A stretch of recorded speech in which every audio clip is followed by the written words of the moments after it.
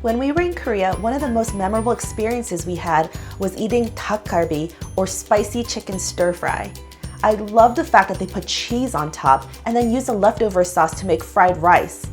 After that, I became obsessed with the idea and I knew I had to make it at home. So come on, grab some chicken and I'll show you how to make this.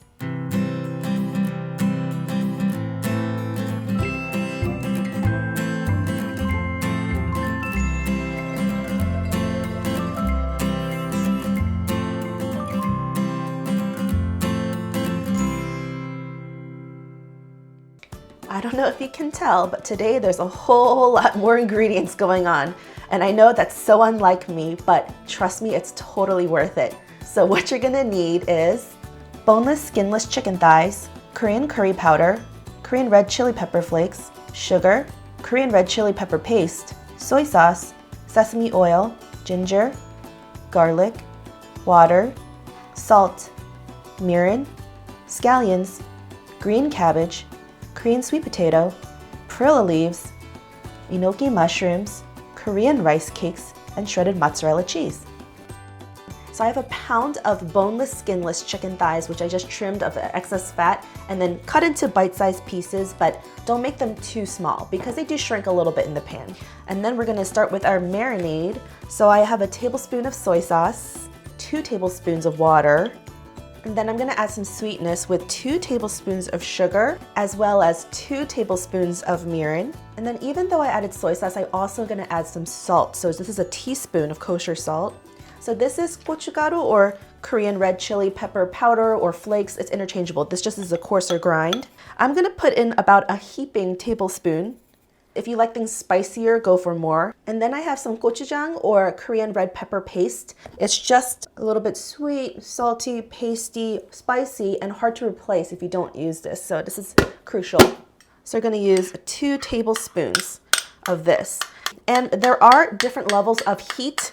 If you wanna know what I'm talking about, you can check out our Korean ingredients guide video. We'll link it down below. Next, I have 1 teaspoon of minced ginger. I like to mince it up pretty small. And then we have a tablespoon of minced garlic, and this is essential because having a lot of garlic really makes or breaks the flavor. And lastly, you need a little aromatic nuttiness with some sesame oil. So I have 2 teaspoons. Do I have everything? It's hard to tell. Oh, not lastly, I missed out the most important thing. This is actually the secret ingredient, if there is such a thing. This is Korean curry powder. And I mentioned this in our ingredients guide video, and I said I would be using it, and so here's the time. It's seasoned, and it is essential for this. I'm gonna use 1 heaping tablespoon of it. This was kind of a surprise ingredient for me. This is what makes this dakgalbi, or spicy chicken stir fry, not so crazily spicy, which is what I really liked about it when we had it in the restaurants in Korea. And this adds so much depth of flavor that you really do not want to skip out on it. So just go to the Korean market and find it in the pantry aisle with all the spices. Kitchen glove time, or spoon, whatever. And I'm just gonna throw in my little bite-sized pieces. I usually just marinate it while I chop up my other vegetables. So this magical marinade is what's gonna infuse the flavor to all the ingredients in your pan. Now I'm gonna set this aside and let it do its thing while I move on to my prep.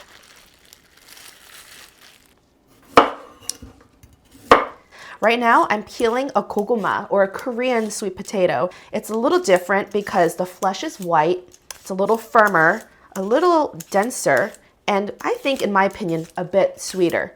So a lot of times, Korean recipes will use goguma instead of a regular potato because then you have this kind of surprise sweetness into your savory dish.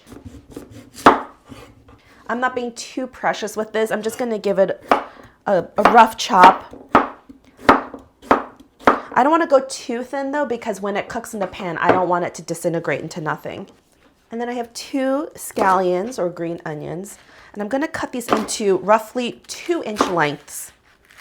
And then I have a bundle of enoki mushrooms. It usually comes in a little plastic package. I'm just chopping off the ends because they're usually stuck together.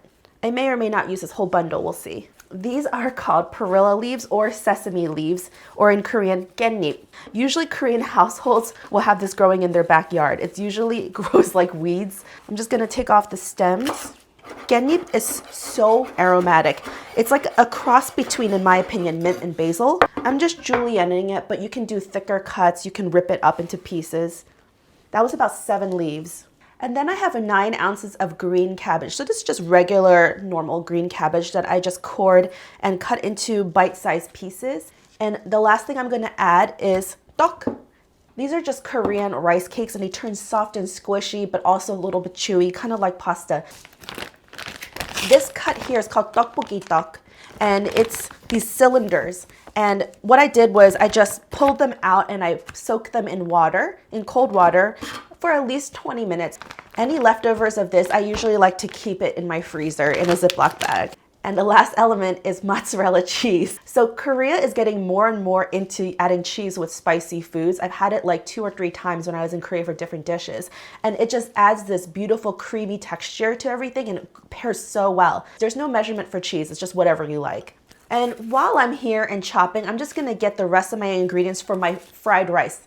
Now this is optional. What you're gonna need for the fried rice at the end is cooked rice, sesame oil, roasted sesame seeds, roasted dried seaweed, and shredded mozzarella cheese.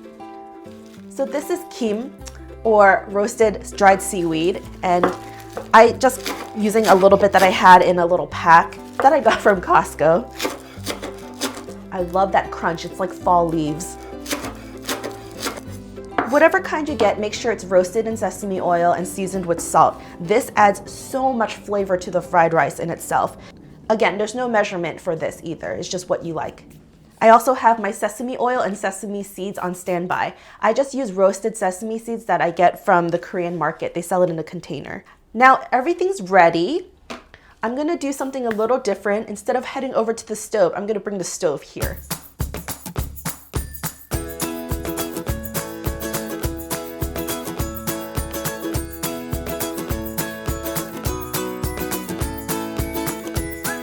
I decided to cook tableside because this is what you would do at a restaurant. Well, it might not look like this. They kind of have built-in things at the table, but this is as close as I can get.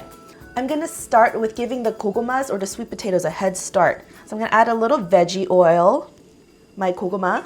You just throw in a little bit of the cabbage, not all, because it kind of releases water, but I'm also gonna add in just a splash of water too.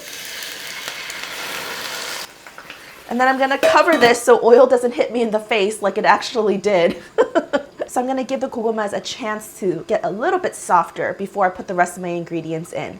In Korea, they don't do that. They just throw everything together in a pot. But I'm just gonna do this for like a couple minutes. It's been about 2 minutes. Facial. And the potatoes are not soft, but it's getting there. I'm gonna add in the rest of my cabbage. And then I'm just gonna create a little ring. Add in just a bit more oil. And then dump in all of my chicken with the sauce in the center. Rice cakes take such a quick time to cook and I don't want them to become overly mushy and soft. So I'm gonna give the chicken and the potatoes and the cabbage a head start too. Oh man, that smells so incredible. That fragrance. They should make perfume out of this.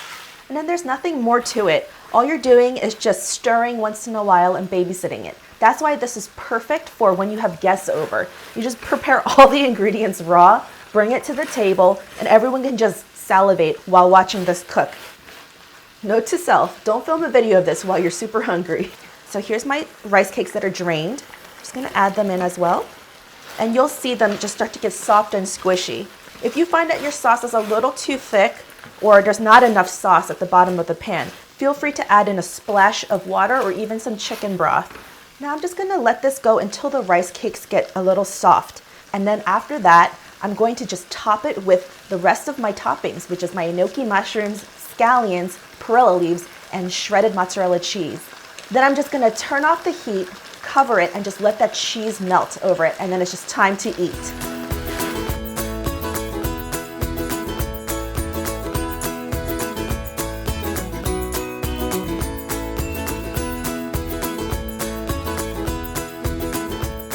You guys are in for a treat because you get to see this guy twice in this video. We're eating, this is a 2-part eating series.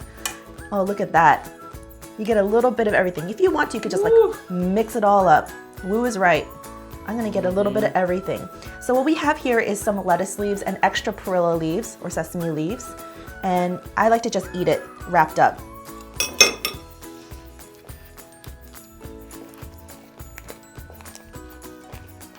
Oh.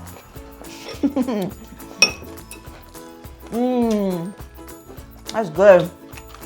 Oh, it's like perfect, like the cheese, the stringy cheese. Look at that squishy, soft rice cake. It's like a little sponge to soak up that flavor. It's a great flavor. So good. Oh, look at that cheese. That's like the money shot right there.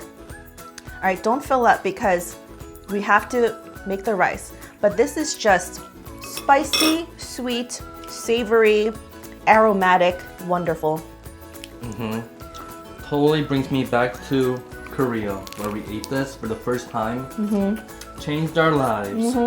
I like to make sure I have a bit of everything in one lettuce leaf. All right, I know we want to just sit here all day and eat this, for real. It's so good, but we need to move on to the rice. So back behind the camera you go.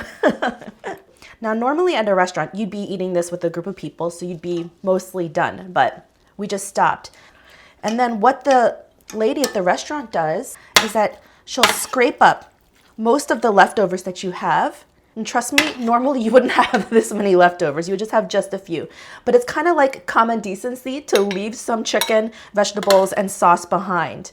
But with the rice cakes and the sweet potatoes, you know, they'll get mushy if they mix up with the rice. So you just kind of eat those first. So when your pan is nearly empty, but there's still some good stuff in there, you're gonna add in a tablespoon of sesame oil. That will add flavor in itself. Then you add some cold leftover white rice. Well, in my ingredients board, I only had brown rice. You can use that too if you want. But there's something about white rice that just does the trick. And the key is to make sure that it is cold so it doesn't get overly mushy in the pan. By this time, everyone is decently full, so you don't need a ton. You just need enough for about 1 to 2 servings. Get those big chunks out.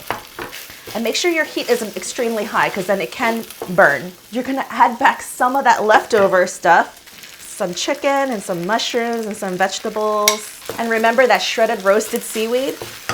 This is the stuff. Roasted sesame seeds. And it will stick to the bottom of your pan. It does in the restaurant too, but that's okay. I'm gonna add a little bit of salt. And although this was not in my ingredients board, I'm gonna add some chopped scallions and some shredded perilla leaves. And you just fry that up. Doesn't that just make you happy? Come on, you can't miss out on this. No matter how full you are, there's always room for fried rice. At the restaurant, sometimes they spread out the rice like this into a layer and purposely turn up the heat so that the bottom will get slightly crunchy. You can choose to do this or not. So I'm gonna try to be a little bit daring. Top it up with more cheese. And then I'm just gonna put a lid on it, turn the heat off, call Joe back here, and we're gonna feast one more time.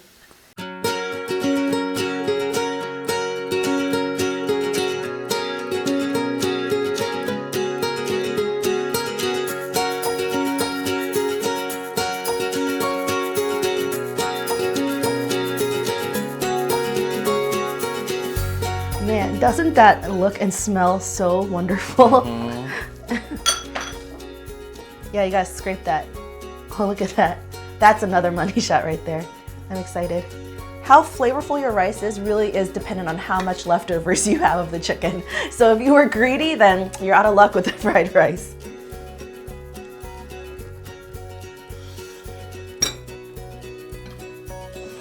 Ooh, hot. It does sound hot. Ooh, look at that stringy cheese. That kim makes it or breaks it. The seaweed adds so much of that nutty roasted flavor. It changes the taste of the sauce almost. So it's like so good though. So the round 2 almost tastes completely different in a sense. Man, this fried rice, there's something so comforting and satisfying at the end of the meal. I love that it's like a 2-part meal. It's like the gift that keeps on giving.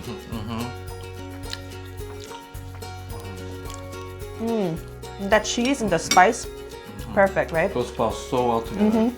For substitutions, you know what, guys? I'm at a loss. I don't know what to say for substitutions. There's no substitution. Just do it how it is, and then Just enjoy the goodness. Listen to Joe. Just do it how it is, all right? Exactly. Definitely use the boneless, skinless chicken thighs because it's just juicier and tender. I think white meat might dry out too much for this. It won't have the same taste. But man, everything is just so spot on. I wanted to stop filming again. This is so good. We're super hungry. And so we hope you enjoyed watching this. And if you did, remember to tell us by pushing like, leave a comment down below, and subscribe to our channel. I was so excited to share this recipe with you, so I hope you enjoy it. We'll see you next time. Bye. Bye. Okay, now I'm gonna set this aside and let it do its, now I'm gonna set it aside. Now I'm gonna set this aside and let it do it. Oh my gosh. Okay. Okay. Whoa. Oh, did you see that? Oh my gosh. Ow. And don't you like how the spice isn't too spicy? This is taking forever. Don't mind us.